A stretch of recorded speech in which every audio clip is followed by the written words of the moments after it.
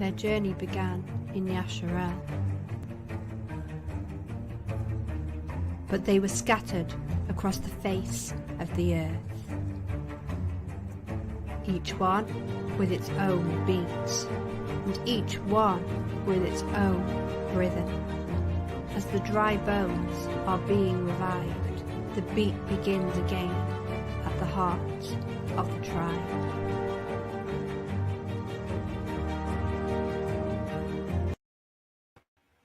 Well, hello, welcome to Heart of the Tribe. My name is Chelle Wagner. I'm so glad you came to join us today.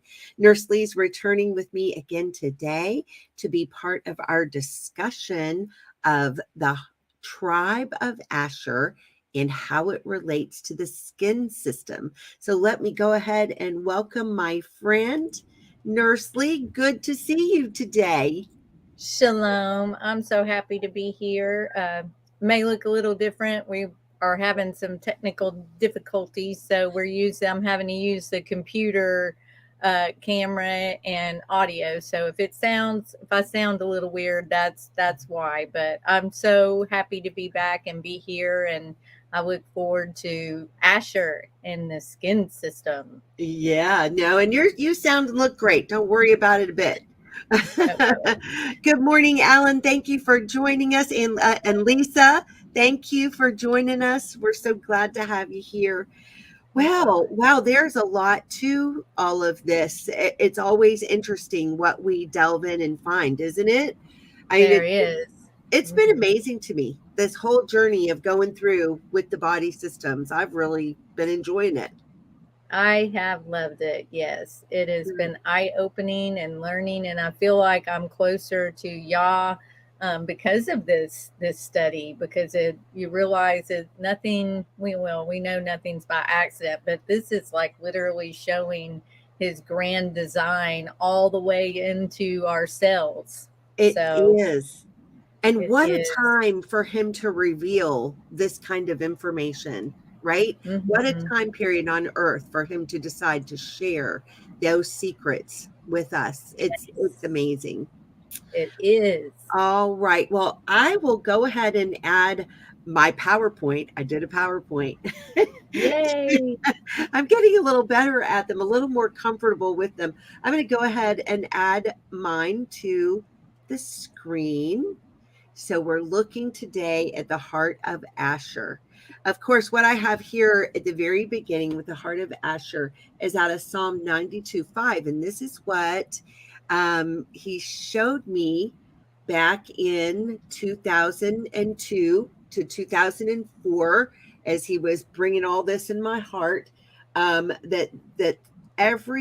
you could hear the cry of the tribes scattered out into the nations reflected within certain psalms. And this is the one that he showed me for Asher. So it's Psalm 92:5 and says, "For you, yahuah, have made me glad through your work. I will triumph in the works of your hands." Okay. Wow. Yeah. So the key to understanding the heart of Asher is a joy that can only be experienced through his ruach. It's a deep well of joy. It's something that's found very deep within, which I find very interesting. So in Genesis, we find his name. It was done in Genesis chapter 30, verses 12 and 13. Zilpah, who was Leah's slave girl, her handmaiden, bore Yaakov a second son. And Leah said, "How happy I am. Women will say I am happy," and called him Asher. So we know from this that Asher really means happy. People from this tribe have the ability to tap into a deep reservoir of joy that bubbles up from their inmost being. The symbol of Asher, when I talk about the symbol, I mean, what did they carry on their banner in the wilderness, right? So that symbol that was on their banner is the olive tree, which again speaks of that supply of oil, anointing, and the joy of yahuah. Yaakov's prophecy to Asher is found in Genesis 49, verse 20. It says, "Out of Asher his bread shall be fat right? And that's like that. It's shemen. It's oil. That's what we're talking about is fat. And he shall yield royal dainties. Okay, so it's talking about bread, lechem. We know that when bread's mentioned in scripture, it's always about our sustenance. What is it that helps the body to sustain itself and stay alive, right? What feeds us and gives us our nourishment. So the bread is the word of Yah, right? This is always what it's compared to in scripture, that bread is his word. It's himself. And when he broke the bread and said, take, eat, this is my body broken for you. And it's the word, he was the word made flesh. So the bread is the word of Yah. This tribe has the ability to serve up that word of Yahuah like a meal that would delight King Yahusha, So we serve it back up for consumption, and it pleases him. Okay. Here we go. So Yaakov gave 2 blessings, and Moshe gives 5, for a total of 7 blessings unto this tribe. And 7 is the number of heavenly perfection. So the blessing of Moses is found in Deuteronomy 33, 24, and 25.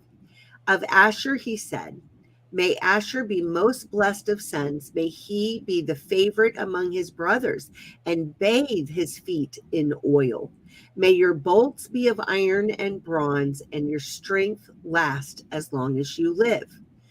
So there's a lot of stuff in that blessing, right? It contains quite a few elements. And one thing that we see is that Asher is to be blessed with children, that he will be well liked among his brothers and sisters, and that he will have his feet dipped in oil. I found this very interesting out of Gwen Shaw's book, The Tribes of Israel. And she wrote in there, the secrets of Asher's strength is because he has anointed his feet in oil. Podiatrists tell you that much of the health of a person is determined by the condition of the feet. There are specialists in foot care in the Orient who know the art of medical science and how to treat people by foot care. The nerve endings in the body and the soles of the feet, so the whole body is affected by the feet. What do you think about that one, Nurse Lee? I believe it. I truly do. And if anyone has ever gone to chiropractic care, you know that that's a lot of what they will let you know. It's those nerve endings and where to press in your foot for relief from here or there. It's quite interesting. And I believe it because the nerves they go from our brain all the way down. Yeah, I know. In a lot of the things I've gotten from Nita and other things of studying the essential oils too, there's certain acupressure points, absolutely, that are on the bottom of the feet, and they correspond to all the organs of the body. And that's apparently right. The pores on the bottom of our feet are larger and able to absorb more than any other area on our body. And that's why we're told to apply oils to the bottom of the feet. I know when my daughter was about 12 years old, she had had a temperature, and I didn't want to get rid of the temperature completely.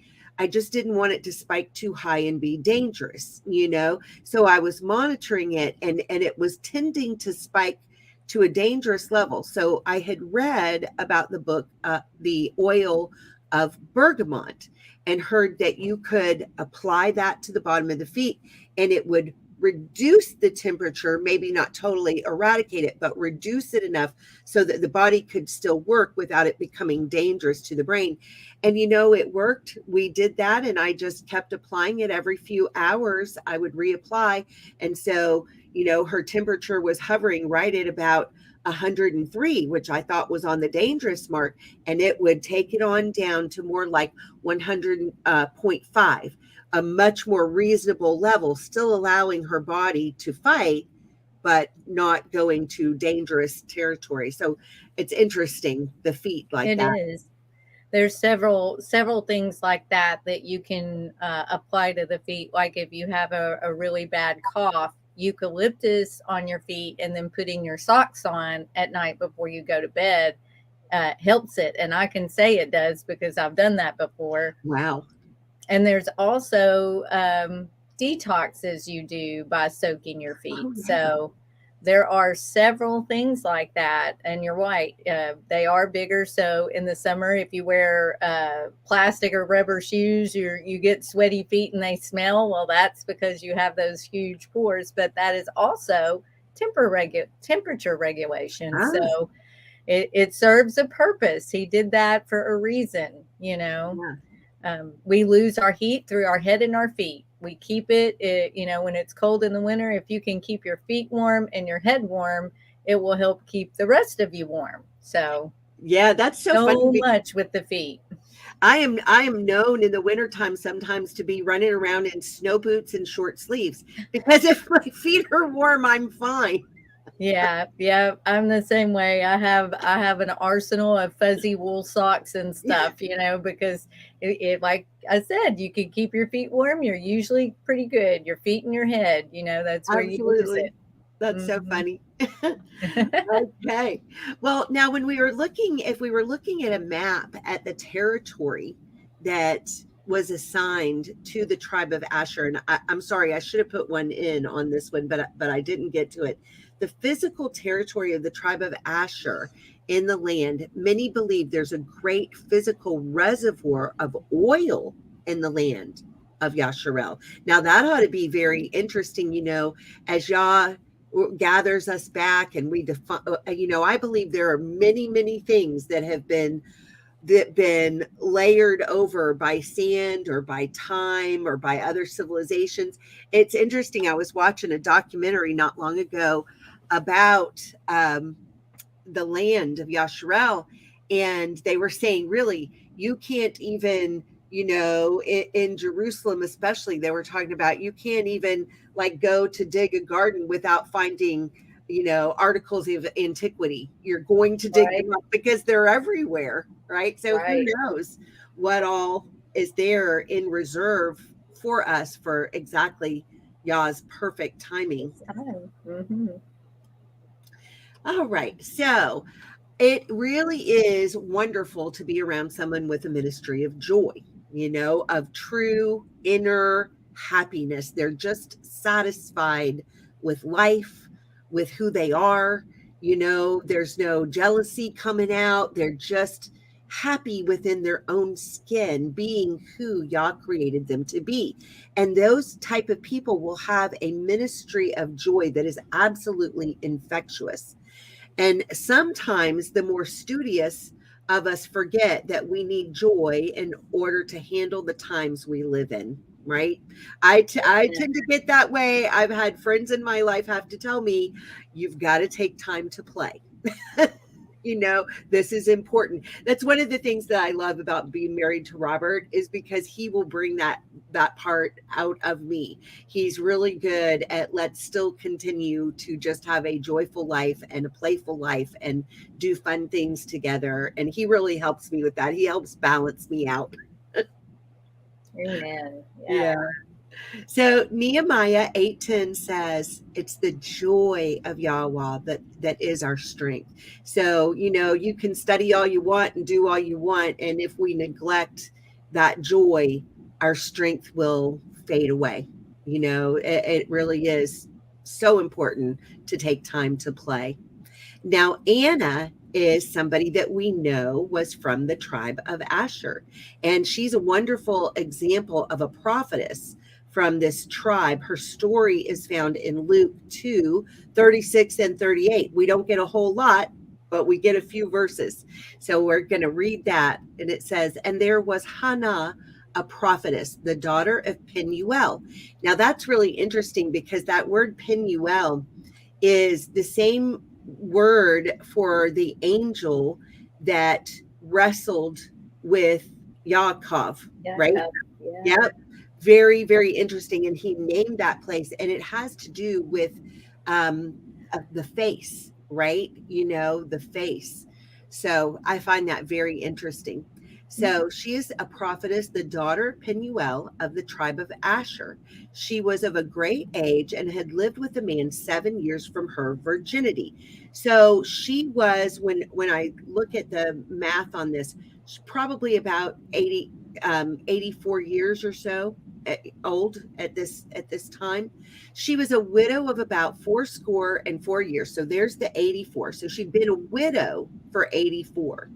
And she had gotten married in her virginity. Now that was normally, it could be even as young as the age of 12, 13, 14, 15. They got married much younger. So she'd been there for 84 years.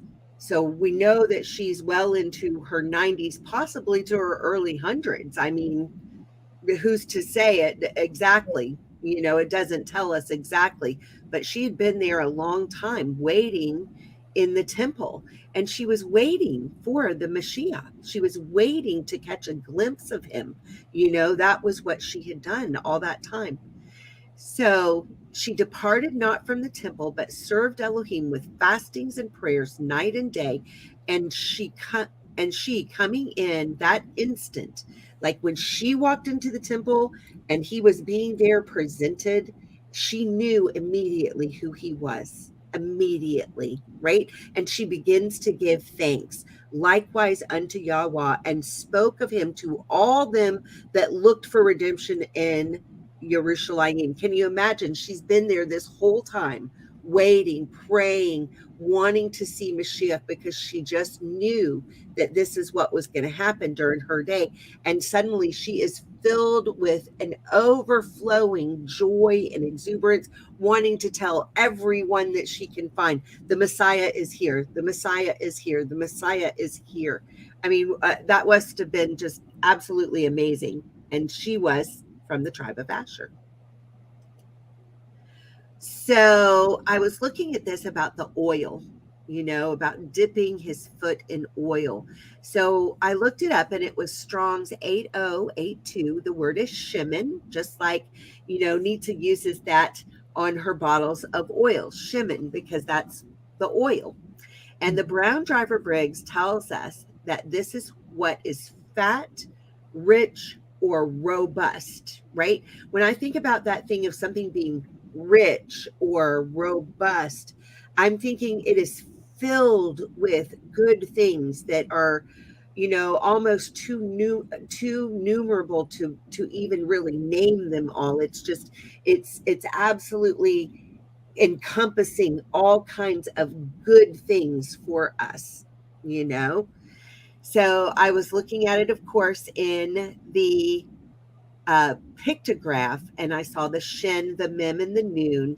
And what I saw as a word picture was that this oil, this shemen, this robust substance, is a consuming the waters of life. Like we are, when we partake of it, what we're doing is we are consuming life, right? It's flowing in, and there's life there. So I wanted to look at a few things that had this word, and it was Jeremiah 2:13. For my people have committed two evils. They've forsaken me, the fountain of living waters, and hewed them out cisterns, broken cisterns that can hold no water. That's certainly not what we want to do. We want that water of life.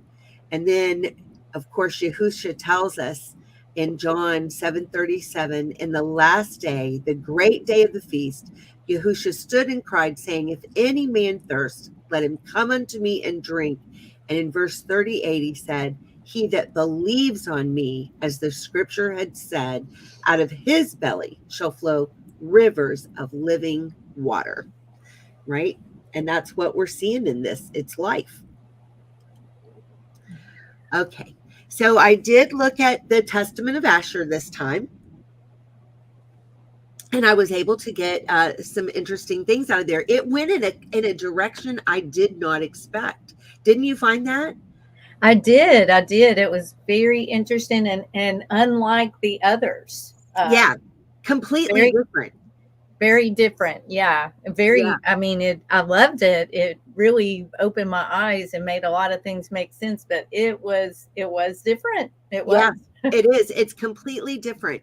So I had to mull on it for a while to try to wrap my brain around it. And really, this picture that I've got of these two trees, the reason that I picked this picture for this PowerPoint is because of what I saw in the Testament of Asher.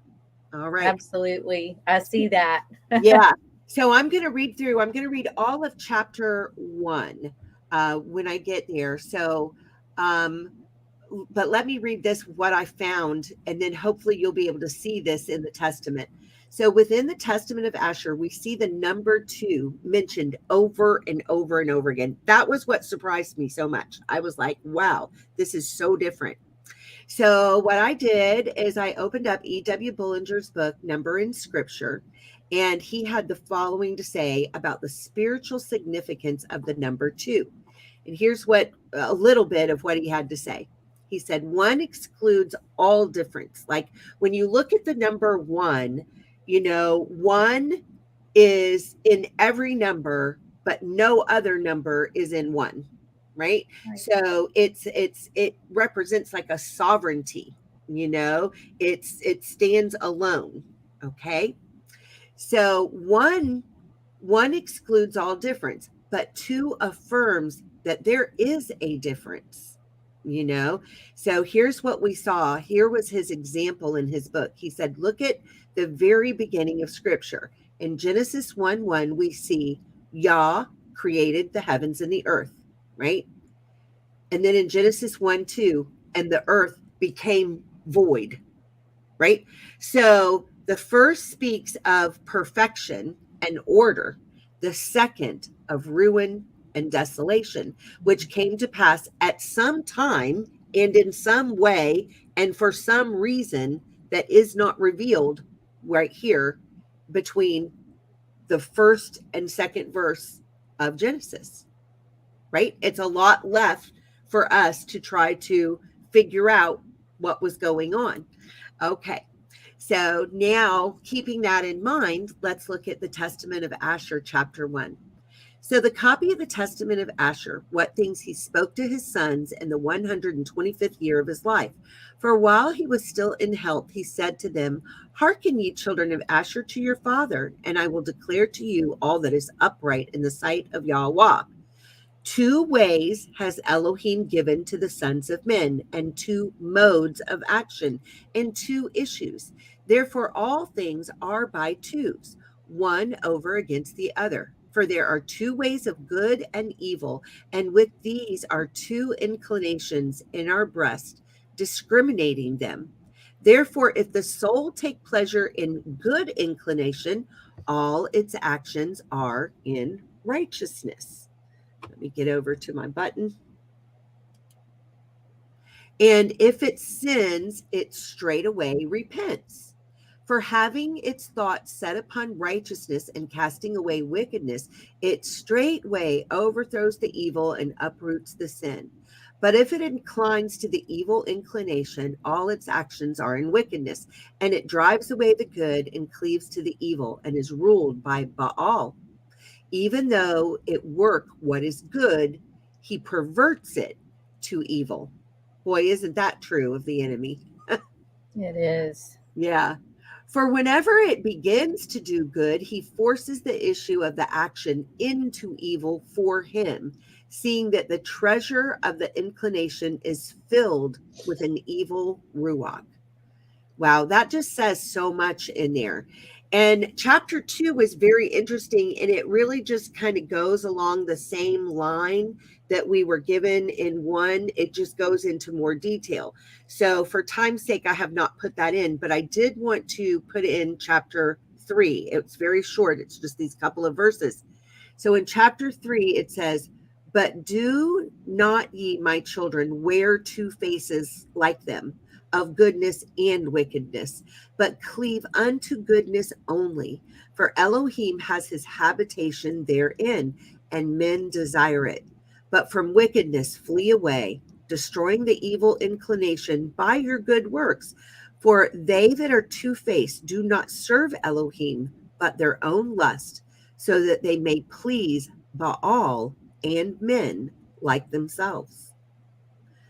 Wow. Wow. Yeah. And just listening to that again, I've read this when the week leading up to when we do this, and actually it's been a couple of weeks. That's my cat, if you can hear him. Sorry. That's okay. My dog may be snoring in a moment. So, digging into it, thanks, Leo, made me lose my train of thought. It's because he kept yelling at me. Maybe I'll think of it again here. What James and I are bringing tonight on our talk, this fits 100% into it. And it's amazing how Yah does that, how things that we're all doing separately all are guided by him. And it's obvious because of how much they overlap. So yeah, this is very much, that two-facedness, two-heartedness. yeah. Good is evil, evil is good now. Everything is flipped. Yeah, it really is. How I know that scripture that you're talking about, that bitter is good, and you can be good down is that you good and evil. Yes. And that's exactly what we see here, what he's saying, don't do that. Right. Yeah. Yeah, you So froze good. up for a minute there, so I was kind of filling in because I probably knew which scripture you were referring to. Right. So I wanted to look too at some of the things that trip Asher up. What is it that causes them to go towards the dark side there? The dark side, right. Right. So I've been studying Judges because I did a reading and we're getting ready to release that soon on our channel and air that. And so I've really been digging into Judges here lately. And so I saw something interesting here. So in Judges 131, it said, neither did Asher drive out the inhabitants of Akko, nor the inhabitants of Zidon, nor Aklav, nor Akziu, nor Helba, nor Aphek, nor Rekav. So what is all that? These are cities within their territories, right? I believe it's 5 of them. 1, 2, 3, 4, 5, 6. No, there's 7 of them. 7 cities. Okay. Interesting. And they did not drive out the charge was by Yah, drive them out and take this. This is your land. But they didn't do that. Okay. But here's what they did instead. But the Asherim dwelt among the Canaanite, right? So they just moved into these Canaanite cities and lived like neighbors. Yeah. Rather than drive them out and take the territory, they just moved in next door. Right. Yep. Right.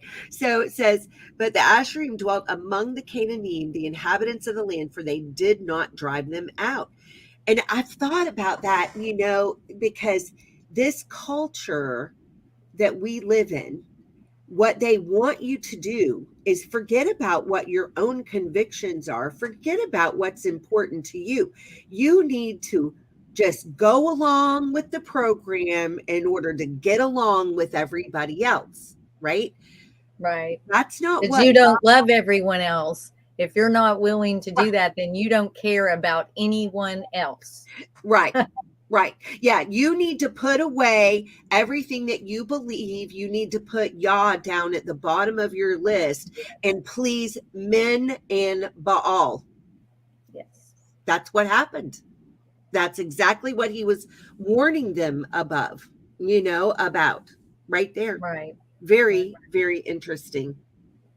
It is. These testaments have been such added depth, and I think they were written for now. Like I think he was talking to their tribe, but he's talking to us now. It's those of us that are here in this point that whether we know it or not, belong to one of the tribes. I believe that's what all of these are for, is for us now. Yeah, I think so too.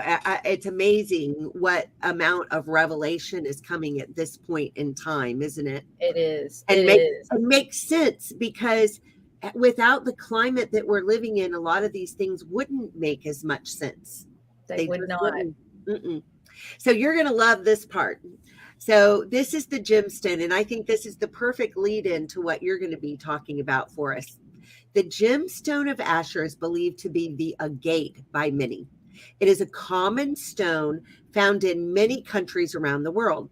This fact makes the Testament of Asher chapter 7 even more relevant. So I did want to read this chapter 7 also. It says, "Do not become my children as Sodom, which sinned against the angels of Yahweh and perished forever. For I know that ye shall sin and be delivered into the hands of your enemies, and your land shall be made desolate, and your holy places destroyed, and ye shall be scattered unto the four corners of the earth, and ye shall be set at naught in the dispersion, vanishing away as water, until El Elyon shall visit the earth, coming himself as man, with men eating and drinking, and breaking the head of the dragon in the water," because that is what he do. You know, one of my favorite scriptures, it was when it talks about how Yahusha descended, taking the keys of hell, right? And destroying the works of the enemy, that men would no longer have to fear death. Right? It's just amazing to me. That's what I love thinking about that. So it says, "And breaking the head of the dragon in the water, he shall save Yasharel in all the other nations. Therefore do ye also, my children, tell these things to your children, that they disobey him not. For I have known that ye shall assuredly be disobedient, and assuredly act wicked, not giving heed to the Torah of Elohim, but to the commandments of men, being corrupted through wickedness. And therefore shall ye be scattered as Gad and Dan, my brethren, and ye shall know not your lands, tribe, or tongue." That's exactly what happened with these 10 tribes, scattered so far into the nations that they don't know who they are anymore. Right? That's what happened. But here's the promise: "But Yahweh will gather you together in belief through his tender mercy, and for the sake of Abraham, Yitzhak, and Yaakov." Absolutely beautiful. Absolutely. It is. And what a promise, and what a comfort. You know, I agree with you. Oh, there's my friend Karen. She says she's been waiting to hear this study on Asher. I'm so glad that you are here, Karen. It's been a really interesting one so far. It has. Yeah. So here's a picture of the agate, and this is what I couldn't wait to show you and share with you, because I know that you're going to blow us away with insight on what this is, because I can see, like, you know, the layers, right? Yes. We've got that outer layer of protection, you know, and then all the layers inside. And I just found that amazing. And if at any point you want me to bring that back, I will. But I wanted to share this about what I'd found about it. So this was out of Gwen Shaw's book, and this is my last slide. So then I'm going to be handing it over to you, Lee. And so here's what she had written about this. From Gwen Shaw, The Tribes of Israel: "There are different types of agates. Most occur in eruptive rocks or ancient lavas, where they fill the cavities which were produced by the liberation of gas during the solidification of the molten rock. These agates have a banded structure, successive layer being approximately parallel to the side of the cavity." And she took that from the Encyclopedia Britannica. "When a cross section of the agate is cut, one can see many different bands of colors in the circular design. This type of agate is used for cutting cameos, one layer forming the medallion, the other the design in relief." I just found that very interesting as we're getting ready to discuss the skin system. So interesting. And you're going to see when I get into this how much the banner, the gemstone, and this body system all mimic each other, all absolutely are the same. Like, it's Wow. not a mistake, you know. And I was thinking while you were talking, sometimes Yah talks to me whenever he wants, but when he calls us by our name, right? Yahusha called Mary by her name, right? Yeah. It just hit me, when we're called by our name, it may be that it is the tribe that we belong in, not just our name, you know. Yeah. And Yeah. there's a calling to pull us back. There's a calling to gather us back together, the 12 tribes back together. And that calling, you know, could quite literally also be calling us by where we fit in this, because we Yeah. do fit. And unfortunately, in society, people are made to feel like they don't fit. But Right. every single person and every single thing, from deep inside our body to the trees, the rocks, the crystals, everything has a purpose and was designed for a reason. And we're realizing through these studies what his grand design is. And I really, the more we dig into it, the more I realize he loved us so much. There's so much of us that is the design for everything else, you know. It all is found repeated through everything, you know. It's his Absolutely. signature. Yeah. Mm-hmm. Yeah. Amazing. Well, I'm excited to bring this, and hopefully I'm doing this with one screen. So if I disappear, is it You're there? there. Yes.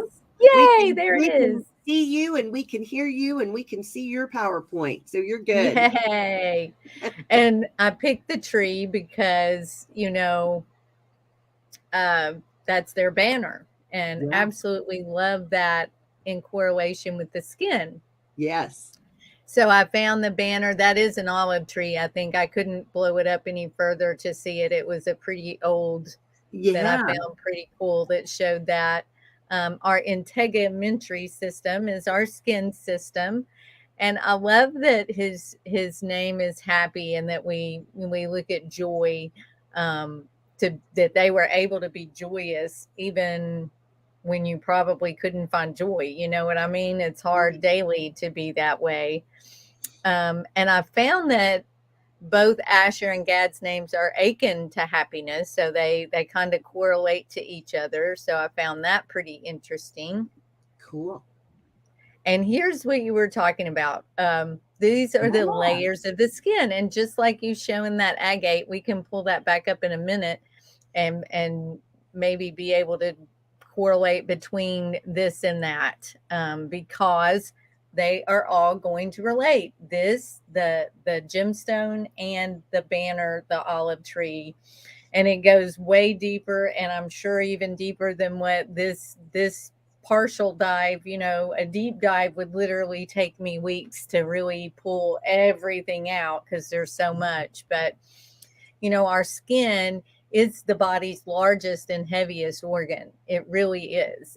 We've talked about it multiple times, because if you ask me, it's the ultimate protector of everything that's within us. It holds us in, it gives us form, it protects our organs, but then it also does all these really important things that we couldn't live without.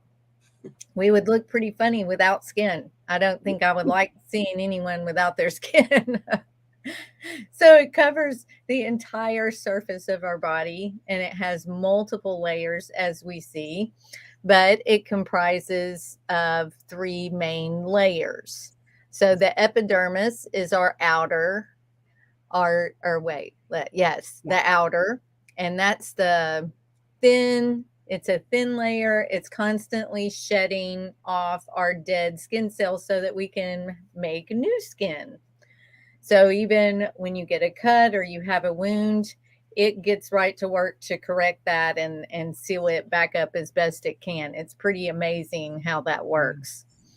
The dermis is our middle layer, right in here. So the epidermis is this layer, and the dermis is this layer, which is very important because it contains your blood vessels, your nerves, your hair follicles, and sweat glands. And like you were talking about, the pressure points of the feet, with people that have neuropathy from diabetes or whatever, they have very painful pain in their bottom of their feet that's like stabbing, sharp pains. So a lot of work you can do on the feet to massage and rub those oils you talked about into the sole of the foot can actually get in and help abate some of these nerve reactions that are going on. Yeah.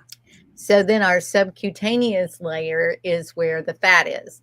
So it's the deepest layer of skin, and it has the fat and connective tissues that attach the skin to the muscles, and it insulates and cushions. Without it, we really would be cold all the time, you know. And this is the layer also that when we are fasting, when we are in that place where we are literally being ascending smoke offering, because this is your fat, just like the fat on meat or whatever they were sacrificing.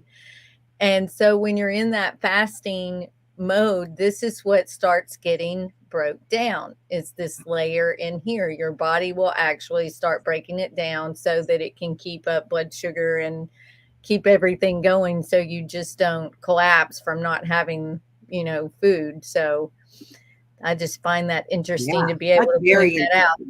This is where that would be going from. But you see here, you need all of these structures even to just hold your hair in place. You know, your hair shaft. Here's a sweat pore. This is one type of a sweat gland. We're going to see that there's several. That sebaceous oil gland, that's usually what lubricates and helps your hairs grow. So that's important to have. But even your hair follicle has receptors in it. You know, when you get a weird feeling and all your hair stands on end, that is a physical reaction to an internal emotional force. So if you're scared, if you're worried, and you know, if something just isn't right and all the hair stands up on the back of your neck, this is where that would be happening, you know. And it's that receptor. Sometimes, I don't know if anyone else has had it happen, but sometimes I've been in a situation where that happened and it was alerting me that there was going to be an accident or there was going to be something wrong. So I think sometimes even those little receptors in there are aware of environmental things that you may not be seeing, because we don't see everything that's in the world, right? Right. You know, what's interesting to me about that is we're still dealing with the greater, you know, being underneath the northern tribal banner of the eagle with the lead tribe of Dan, you know. So we're dealing with perceptions, right? Yes. And so here's a whole nother thing of what you're talking about, to where you can see that function as well in the tribe of Asher. Maybe it takes a different form than the sight that we saw, the sight and the hearing that we saw with Dan, but yet that aspect of it is still there with the sensory perception. It's just manifesting in a different way.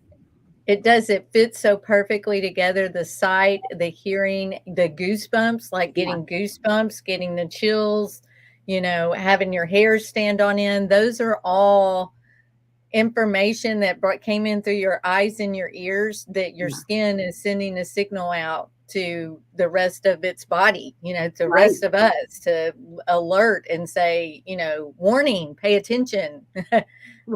Even if we're not perceiving what we're hearing or seeing, that's the thing. There is, we have Yah, we have the Ruach HaKodesh within us that is constantly in front of us, behind us, beside us. They're seeing things that we don't see always. So that sometimes when you have that physical reaction of goosebumps or your hair standing on end, it's a warning. You know, we shouldn't always ignore it and think, well, you know, that's just a thing that happens. You know, I don't believe anything is just a thing that happens anymore. I know that we are designed by the Father. I know that He gave us every tool that we would need to survive and have joy and happiness and have alarm systems to protect us, because he loves us and he doesn't want to hurt us ever. And he doesn't want anything to hurt us ever. So we get goosebumps. Our hair stands up, you get that voice in the back of your head, that still small voice saying, don't do it. Don't go there. Don't jump off that. Don't, it's all those things that we ignore most of the time and power ahead because of our two-mindedness. We think that we know best. And I'm talking about myself too. Anytime I have pushed through the goosebumps, the hair standing on end, it has ended in tragedy or ended in, something that happened really bad. We should not ignore our signs. We ask him all the time, Yah, give me a sign. Yah, let me know what I should do. And he's like, well, I'll let you know all day, every day. And half the time you don't even pay attention. I gave you the goosebumps. I made your hair stand up. I'm yelling in your ear. What kind of sign are you looking for? That's great. Like I told you yesterday, I wonder how many times a day he goes, oh, there they go again. I send her a sign. Sometimes he probably sends a literal sign. I've had that happen recently. I know you know what I'm talking about, where it's like you read it and you're like, okay, I know where that came from. Right. He literally, it's like, I have given you signs in your body. Why do you not? Yeah. Why do you not know that that's me? That is me. So I love this. The Asherites encamped next to the tribe of Dan on the north side of the tabernacle, and included in the camp was the tribe of Naphtali. And all together, the camp of Dan included the tribes of Dan, Asher, and Naphtali. The total number was 603,550. That's a lot. I saw that and was like, wow, that is so many people. And again, I think Moshe was an amazing man, because that is a lot of people to deal with and solve problems for and herd like cats. That's just one tribe, y'all. He had his hands full. Yeah. And they're all us. So I know that was hard, Yeah, because humanity has not changed that much. No. I think we're very much the same. It's just a different time with different toys and different things that we have technology-wise, but we're all the same. Right. So I love this to find that they were the rear guard. And perhaps the most critical position, and I put in here protection, support, and sensation, because all of those things, like you said, are so important to be able to be aware and being in the rear would be the most important position, because we see they kept them from being surprised, like a surprise attack from the rear, as they marched. They would have been the most vulnerable to an attack because they're in the rear, Right. So the fiercest of warriors, the toughest of warriors, were primarily placed in the rear guard to prevent that devastating attack. And let's see, I put here Numbers 10:25 through 27. Talks about the 12 tribes of Israel breaking camp and leaving Mount Sinai. And I found that very interesting because it shows their importance. And that's then the standard of the camp of the sons of Dan, according to their armies, which formed the rear guard for all the camps, set out with Ahiezer, the son of Ammishaddai, over its army, Pagiel, the son of Akron, over the tribal army of Asher, and Ahira, the son of Enan, over the tribal army of Naphtali. So thus these tribes were the last to break camp. And she froze up for a minute.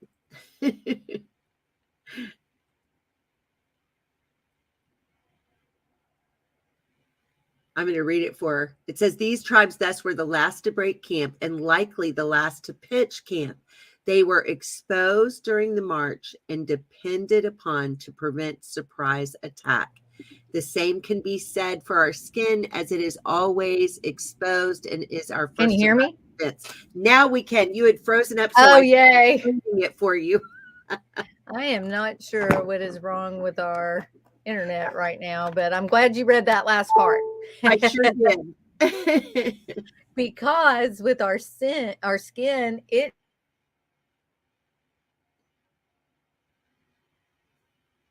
Well, we all need to pray for Nurse Lee's internet, because it is just giving her a fit right now. But I imagine it'll come back. Now we are here. We lost you for just a moment. Okay, good. Okay, but we see your next slide with the anatomy of a tree, so that's great. Thank you. I'm so sorry. I have no, I told you that this has just been a day of attacks of trying to stop any kind of anything going on. So I apologize if I cut out, but it looks pretty strong right now. I'm not sure what they're doing with the internet, but this is what I was talking about that was so interesting. This is the anatomy of a tree, and we've seen the anatomy of an agate that you showed, and our skin and the different layers. Like, look at this. Yeah.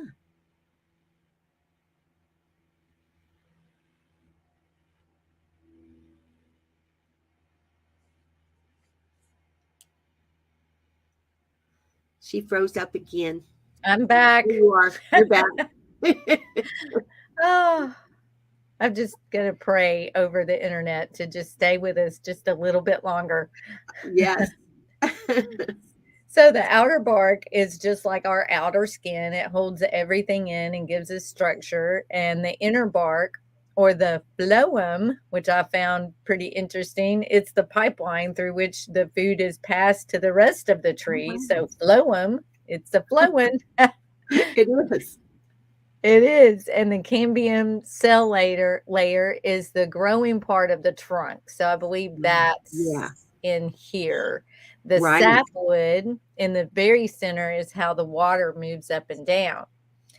And then the very center, the heartwood, and I love that heartwood. What a wonderful word to use for that, is the central supporting pillar of the tree. Although dead, it will not decay or lose strength while the outer layers are intact. A composite of hollow needle-like cellulose fibers bound together by a chemical glue called lignin.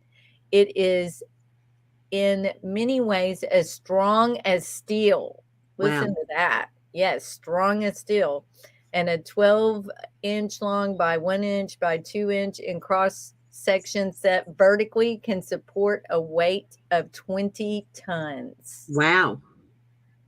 So very important, very protective, coming and going and all around. And who would have thought that a tree would have so many? I mean, we know it has layers. We see it when we cut down, but you don't realize just driving by trees at how intricate and delicate and intentional the design is. And it does reflect our integumentary skin.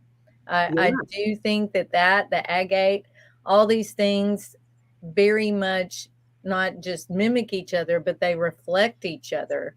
And to me, it's just a reflection of the Father's design. He knew what would work. He came up with it. He sketched it out, worked it out however he works it out. And from there developed us and his creation. Right. On the same drawing, the grand design.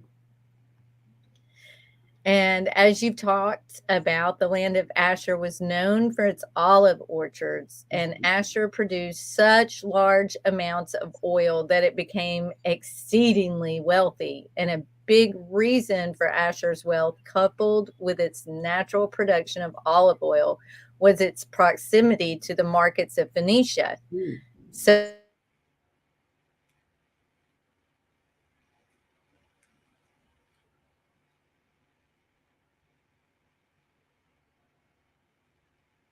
she froze up again. I'm back. You're back. All right. I'm back. So you were talking I about think that they, that's proximity to the markets of Phoenicia. right, and they became a leader in the olive oil trade in Canaan. So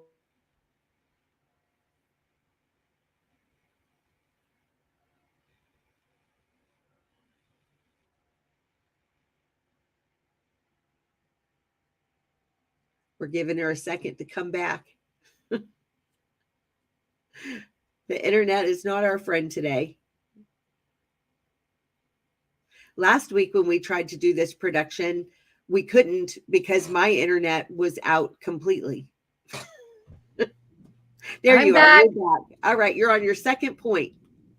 Right. It's what's crazy is it says I have full internet, so I have no idea what's going on. Anyway, so our exocrine glands are rich in oil that supports us in many ways. And that's what I was talking about. Just like their oil made them exceedingly wealthy, our oil keeps us thriving. So to me, that's basically the same. Yeah. So we have the eccrine sweat glands, and those are those coiled tube-like glands. The sweat they produce is clear and has little to no oil or odor, and its main purpose is to cool us down and remove waste by excreting the water. So sweaty palms, sweaty feet, that's where that comes from, but it really doesn't smell. The apocrine sweat glands, they are the ones that make us stink. And they're large, unfortunately, and branched glands that typically appear in our armpits and genital area, and they are not significantly involved in cooling. So for whatever reason, we have them, and that's what they do.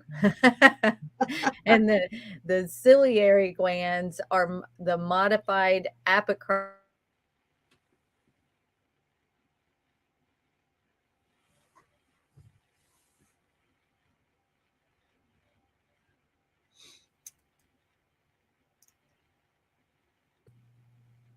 And I'm back again.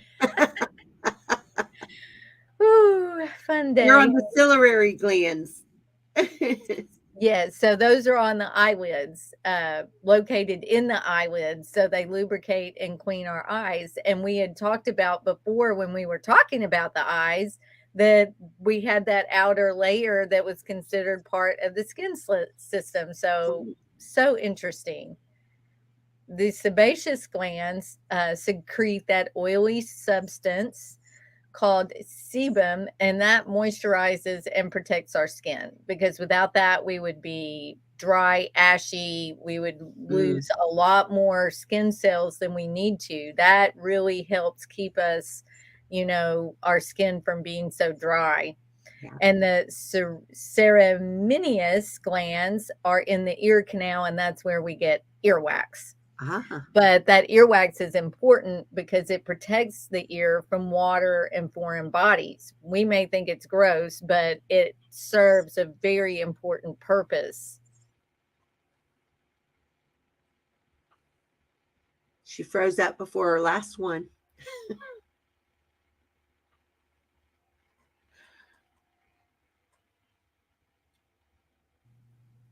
And I'm back.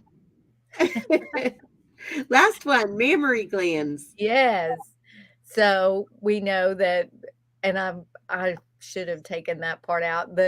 Where I was getting this from, and people assign female at birth, which would be every woman that's just women. The glands produce milk to feed the babies. I just had forgotten that was part of our exocrine glands.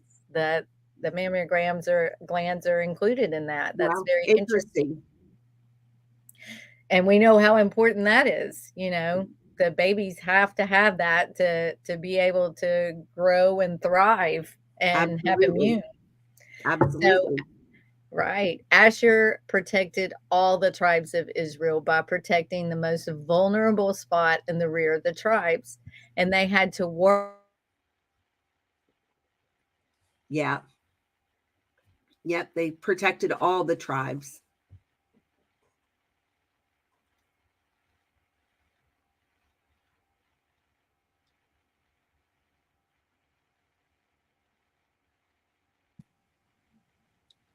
There you are. I'm back. I'm so sorry. I have Oh, no it's idea okay. You why it's can't doing control this. that. No. So the skin, hair, nails, and glands work harmoniously to protect the body from harm and maintain homeostasis. The integumentary system works with the following, and I broke them also back down into the tribes that we've covered thus far. So our immune system, or the tribe of Gad. Yeah, she's got that as the immune system. The tribe of Gad acts as a physical And barrier. houses. Awesome. We just heard you say the beginning Acts as a part of the barrier. name. Yeah. Okay, so sorry. Acts as a physical barrier to disease caused.